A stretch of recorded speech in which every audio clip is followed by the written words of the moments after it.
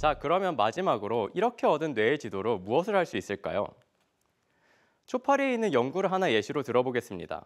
지금 영상에서 보시는 것은 초파리를 러닝머신과 같은 공유에 올려놓고 초파리를 걸어가게 시키는 것입니다. 그리고 왼쪽에 빨간불이 켜질 때 특정 신경세포들을 자극함으로써 보시면 가운데 두 개 같은 경우는 좀 더듬거리면서 멈추는 행동을 나타내는 것을 볼 수가 있고, 오른쪽 가장 끝에서 보시는 것과 같이 특정 세포를 자극했을 때는 굳는 것과 같이 확실하게 멈추는 행동을 보이는 것을 확인할 수 있습니다. 그리고 반대로 아무 신경세포도 자극을 하지 않은 대조군, 가장 왼쪽에 보이시는 영상에서는 멀쩡하게 잘 걸어가는 것을 확인을 할 수가 있죠. 이처럼 초파리에서는 두 개의 특이적인 멈추는 행동이 나타나고, 이 두 가지 다른 멈추는 행동이 다른 신경세포들에 의해 조절이 되게 됩니다. 그러면 이 연구자들이 대답하고 싶은 질문은 이 두 가지 멈추는 행동이 어떤 신경회로적인 기작을 통해서 나타나는가입니다. 저희가 만약 뇌지도가 존재하지 않는다고 생각이 된다면 앞서 보여드린 것처럼 특정 신경세포를 유전적으로 발현시켜 일일이 조작을 하면서 신경회로의 기작을 찾아 나가야 됩니다. 14만 개의 신경세포 내에서 어떤 신경세포를 조절해야 될지 아는 게 쉬울까요? 쉽지 않겠죠.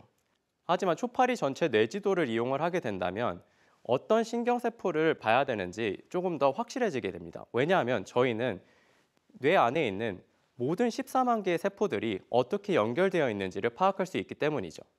저희의 뇌지도는 모든 세포들의 연결을 가지고 있을 뿐만 아니라 시냅스 하나하나 수준의 연결을 가지고 있어서 이를 컴퓨터 시뮬레이션으로 돌리게 된다면 특정 세포에 자극이 주어졌을 때 연결이 된 세포들이 어떻게 반응을 하는지 예상을 해볼 수 있게 되고, 이런 예상을 통해서 어떤 신경세포들이 이 행동을 유발하는 데 역할을 하고 있는지 파악을 할 수가 있게 되는 것이죠.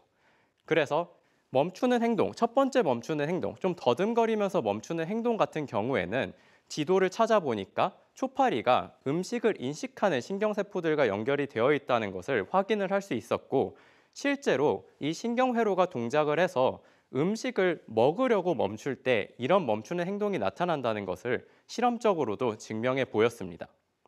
또 다른 예시로 뇌지도를 이용해서 비교 연구도 가능합니다. 서로 다른 개체가 다른 행동을 보인다면 이 개체들의 뇌지도가 어떻게 다른지를 통해서 특정 행동이 어떻게 일어나는지 파악하는 것이 가능해지는 것이죠. 여기 예쁜 꼬마 선충의 예시를 볼 수 있습니다.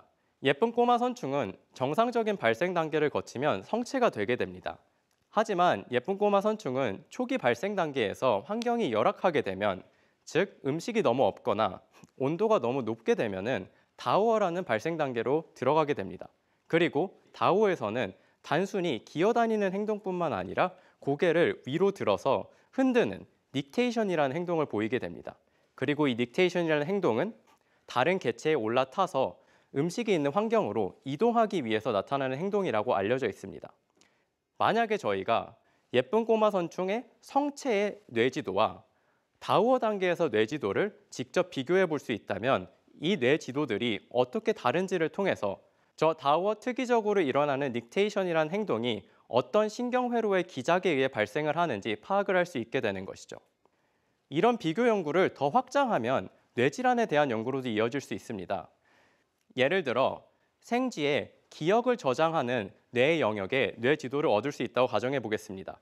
기억이 저장되고 기억을 유지시킬 수 있는 신경회로를 파악할 수 있다면 같은 영역의 알츠하이머 모델의 생지에 뇌지도를 얻은 다음에 그 신경회로가 어떻게 망가지는지, 어떤 세포들이 사라지는지, 어떤 연결들이 새로 생기거나 사라지는지를 통해서 이 알츠하이머라는 뇌질환이 어떤 원리로 기억을 저장하거나 유지하지 못하게 되는지 그 원리를 파악할 수 있게 되는 것입니다. 앞으로 기술이 더 발전하게 된다면 초파리 전체 뇌지도보다 더 큰 뇌지도도 얻는 것이 가능해질 것이고, 기존의 다양한 실험적 방법론과 커넥톰, 즉 뇌의 지도를 결합하여 사용한다면 기존의 검은 상자로밖에 생각되지 못했던 뇌가 어떻게 그렇게 빠르게 정확하게 필요한 정보를 처리할 수 있는지, 그리고 더 나아가 뇌 질환이 어떤 원리로 발생하게 되는지에 대한 이해를 한 단계 더 높일 수 있을 것이라고 기대됩니다.